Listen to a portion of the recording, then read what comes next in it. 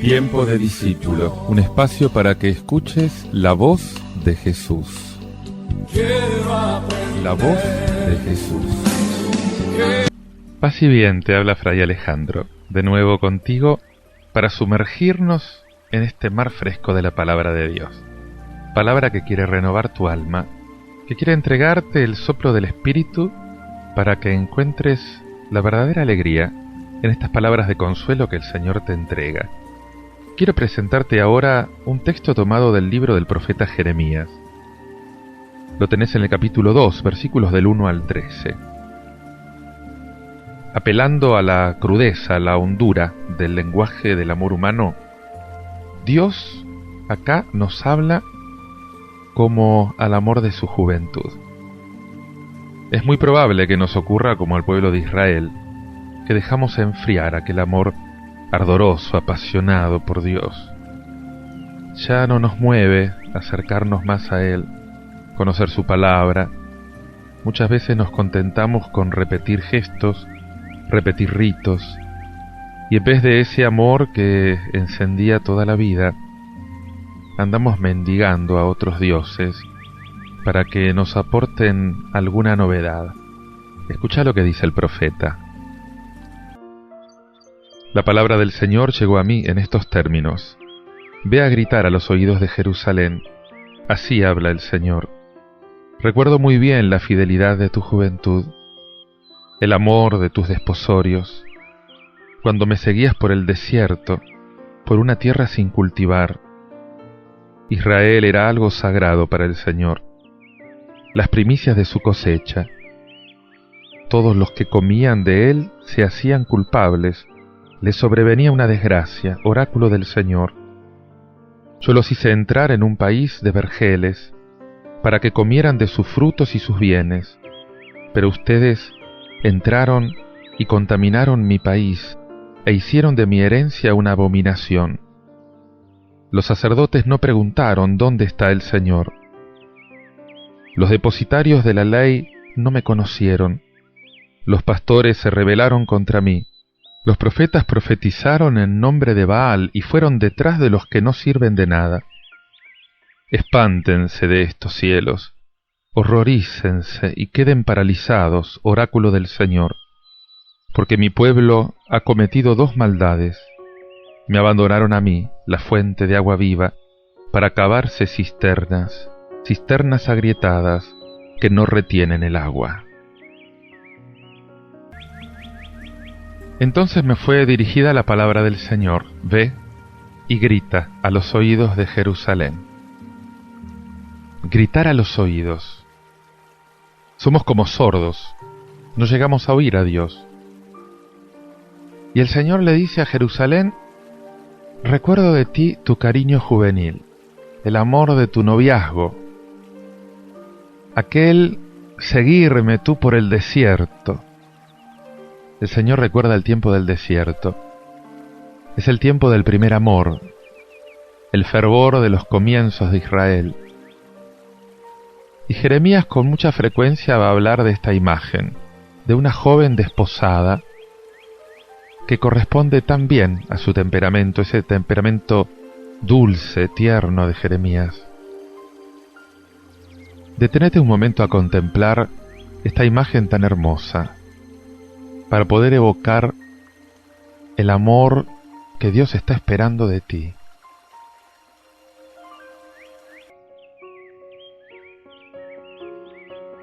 Y dice después: luego los traje a un país muy feraz para saciarlos de sus frutos, de sus bienes.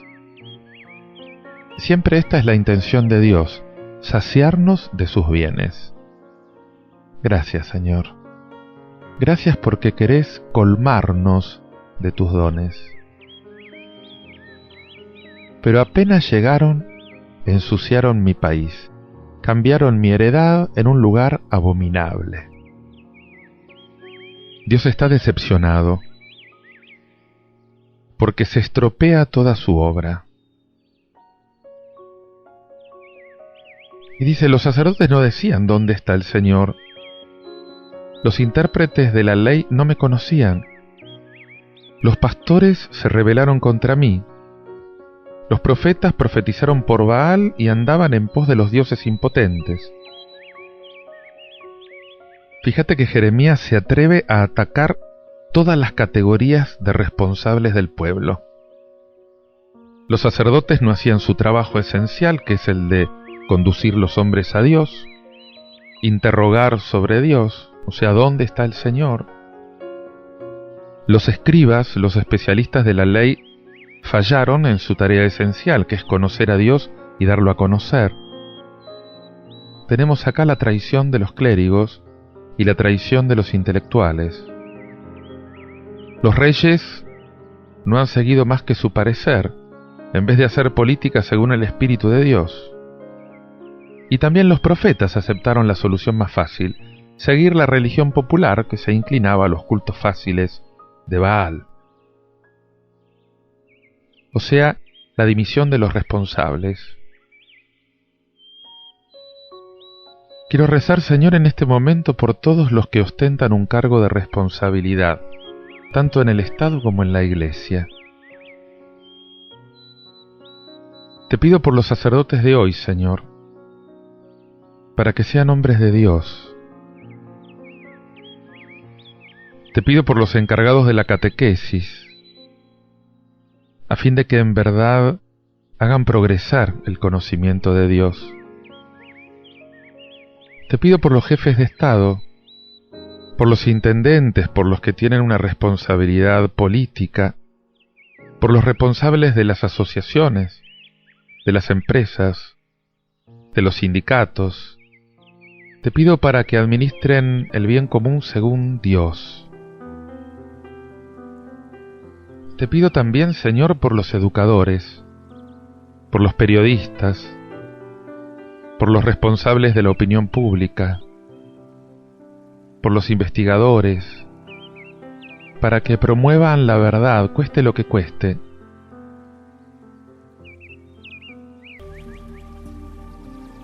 Y dice el profeta, pásmense cielos de esto, tengan espanto. Palabra del Señor, tan enorme, tan inverosímil le parece lo que va a decir, que Jeremías está tomando el cielo por testigo, porque dice, es un doble mal el que ha hecho mi pueblo. Me dejaron a mí, que soy el manantial de agua viva, para construirse cisternas agrietadas que no retienen el agua. Es una imagen poética inolvidable. A nadie se le ocurre, si tiene un manantial de agua fresca y continua, construirse un tanque, y mucho menos una cisterna con grietas. Este es el drama del pecado.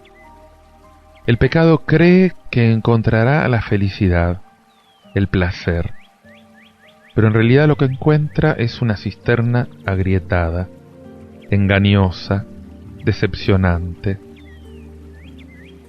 Junto al pozo, Jesús va a hablar también de agua viva, el agua que Él da, la que Él es. Yo te pido, Señor, que me des siempre de esta agua viva, que pueda beber de tu manantial y saciarme de él. Amén.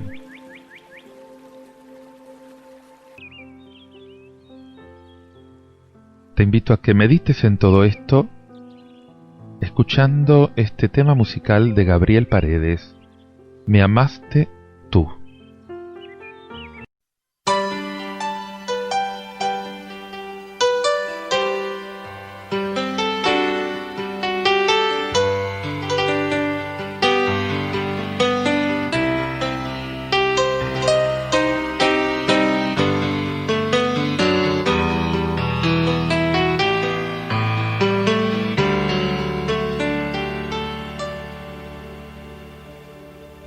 La soledad de una noche oscura abrumó mi ser y cubrió mi alma y mi mente. Y aunque todo parecía bueno, les daba todo de mí por el placer de existir. El mundo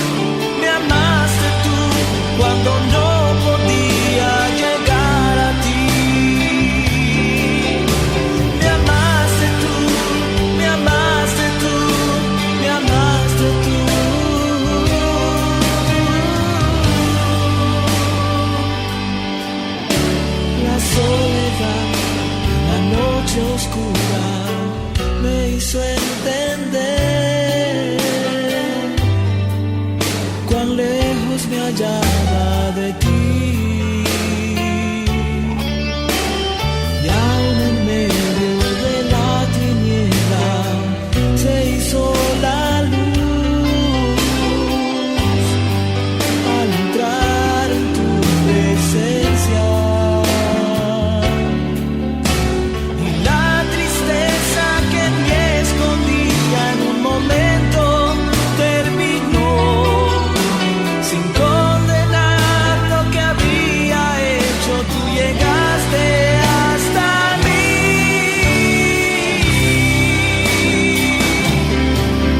y me amaste tú cuando era tu enemigo. Me amaste tú aunque no podía llegar a ti. Me amaste tú, me amaste tú, me amaste tú.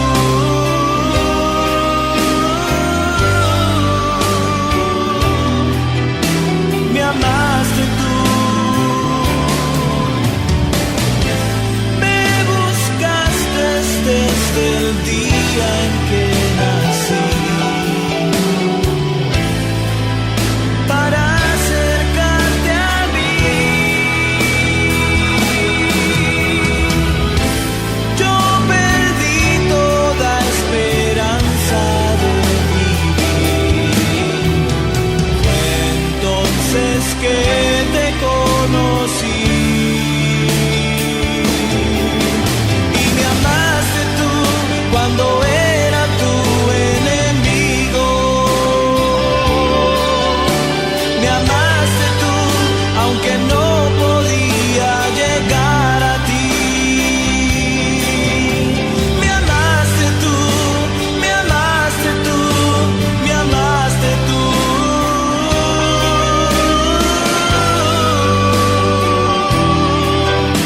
Me amaste tú.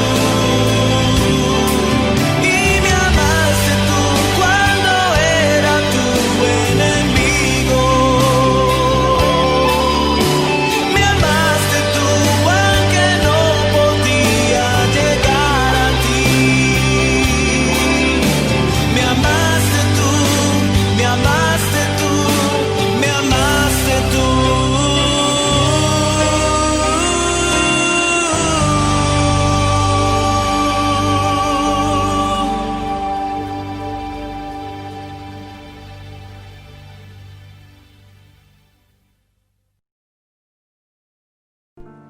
Te invito ahora a que prestes atención para escuchar la proclamación de este Evangelio de San Mateo, capítulo 13, versículos 10 al 17. Los discípulos se acercaron a Jesús y le dijeron: ¿Por qué les hablas a la multitud por medio de parábolas?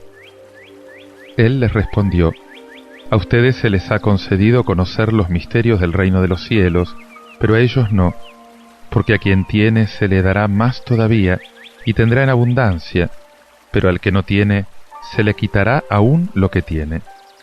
Por eso les hablo por medio de parábolas, porque miran y no ven, oyen y no escuchan ni entienden.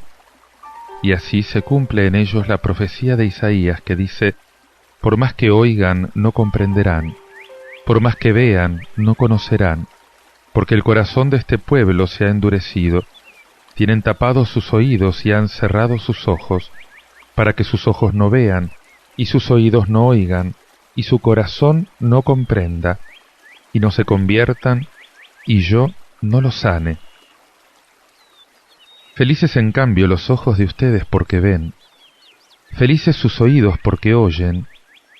Les aseguro que muchos profetas y justos desearon ver lo que ustedes ven y no lo vieron, oír lo que ustedes oyen y no lo oyeron.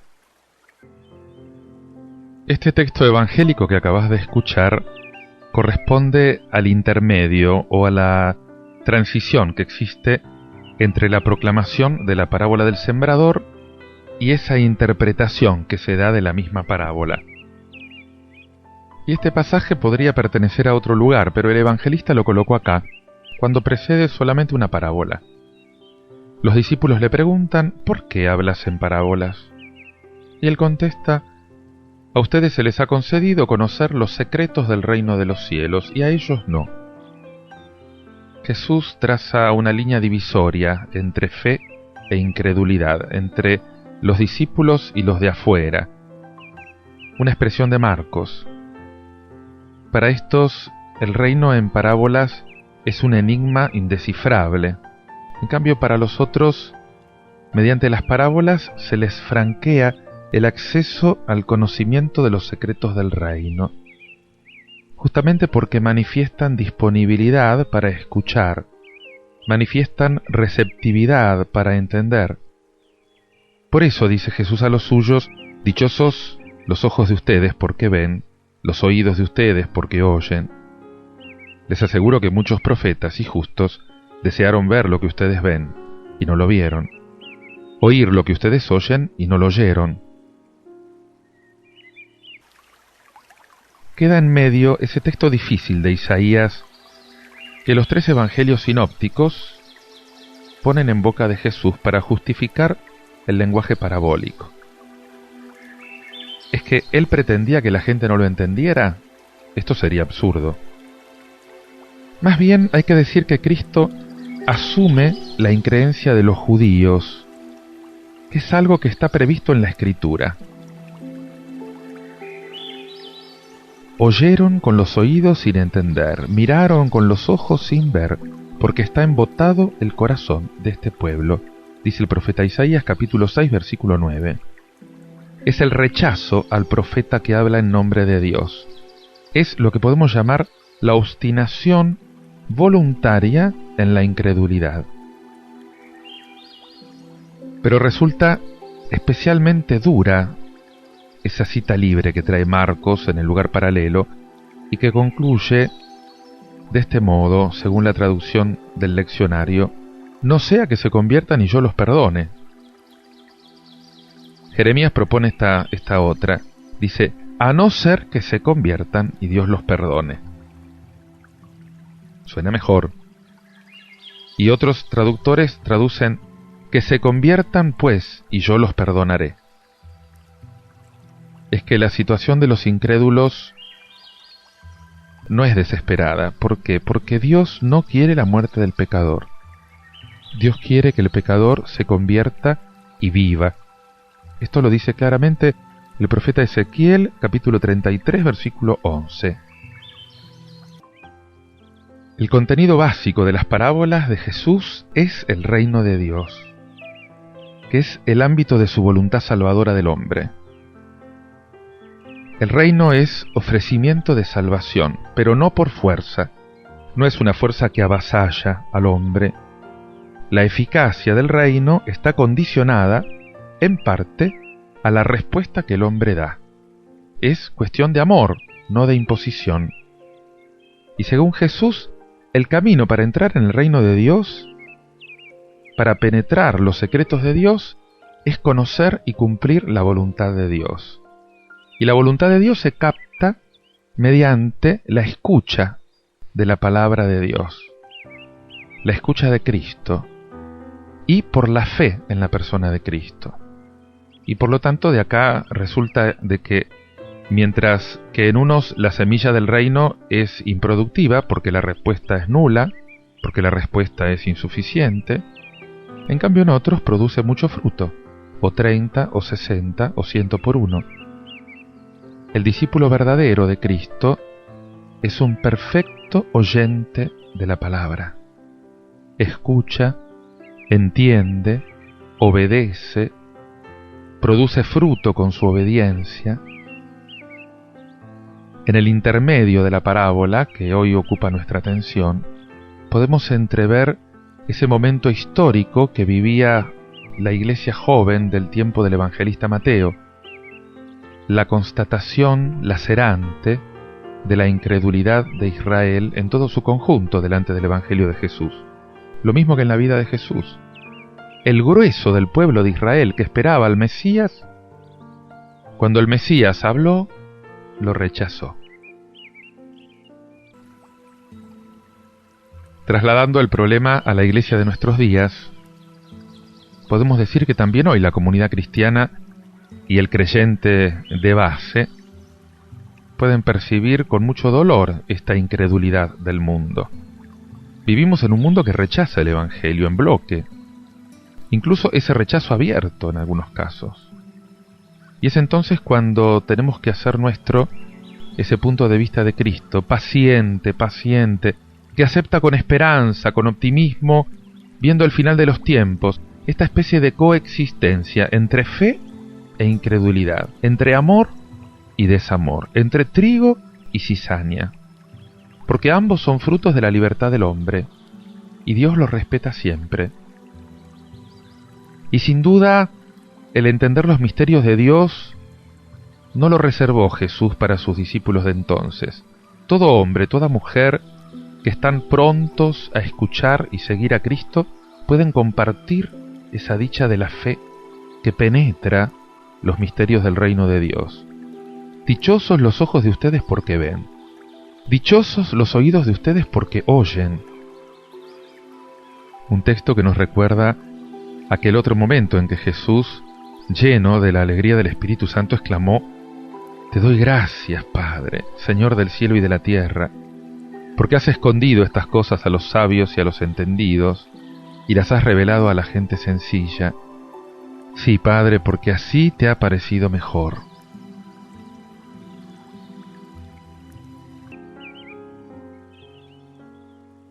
Ora conmigo. Te doy gracias, Padre, Señor del cielo y de la tierra, porque en Cristo nos revelaste los secretos del reino. Te pido perdón, porque tantas veces he sido sordo y no quise oír. He sido un ciego que no quiso ver tu amor desbordante. He sido un necio engañado por la fiebre del tener o del gozar. No permitas, Señor, que se endurezca mi corazón. Como ese camino pisado e incapaz de acoger la semilla. Dame, Señor, disponibilidad para escuchar tu palabra. Dame receptividad para entender todas sus exigencias de vida. Padre, haceme un perfecto discípulo de Cristo, tierra fértil en que pueda fructificar la semilla del reino. Amén. Te invito a que continúes meditando y orando todo esto con este canto de Fabricio. Me rindo.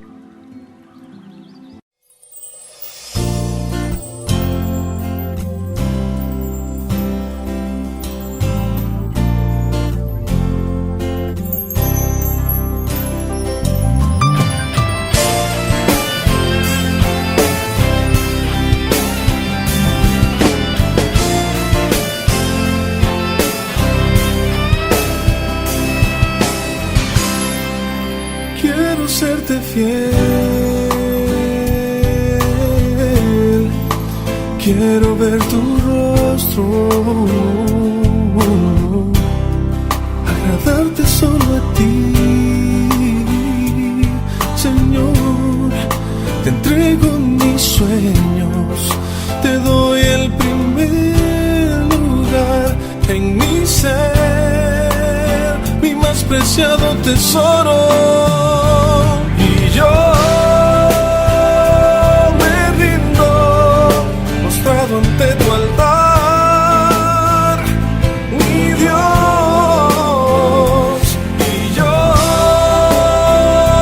me rindo, humillo mi humanidad a tus pies, para que tú puedas transformarme, renovarme y hacer tu voluntad. A tu amor me rindo.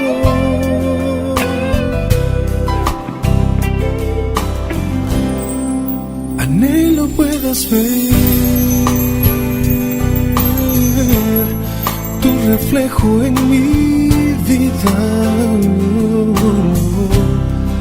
en mí puedas brillar, Jesús, te entrego mis días, te doy el primer lugar en mi ser, mi más preciado tesoro.